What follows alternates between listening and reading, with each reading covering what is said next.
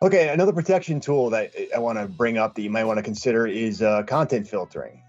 This web gateway doesn't just prevent Bob and the rest of his company from visiting social media or gambling content while at work, but also assists in blocking known malicious sites and potentially harmful places on the web. Content filters, I know, do get a bad rap sometimes for being perceived as a big brother type monitoring system, when in reality, it's most often used just to stop employees from accidentally accessing potential threats on the internet. With content filtering, you also gain the ability to deny access to specific locations throughout the world for your employees. These locations are known to be the operating centers for malicious threat actors, and usually not locations your employees would need to access data from. So if needed, specific locations can be allowed in certain circumstances.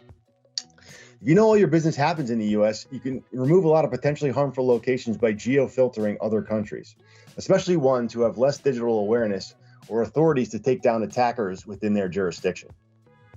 So hopefully this is painting a bit of a picture on what we mean when we say there are multiple points of entry and areas of protection that companies can have.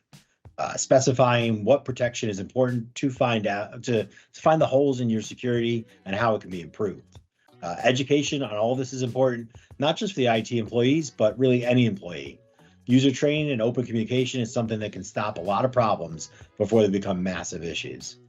From those beginning examples of Bob going through his emails, if he was familiar with phishing training, how to spot malicious senders or spoofed or fake senders, and in general, what are some common tactics used by attackers, he could have reported and deleted the message and moved on. User education resources going over password complexity as well is extremely helpful. Each year, we are finding updates and lengths of passwords, now passphrases. The speed of which passwords can be decrypted today, it just astounds people. Education on what makes a strong passphrase coupled with multi-factor authentication brings to light that this is something which should be standard now, or not just an optional add-on. And sure, there are even ways this could be compromised, and we will definitely dive deeper into this topic during the password and MFA webinar.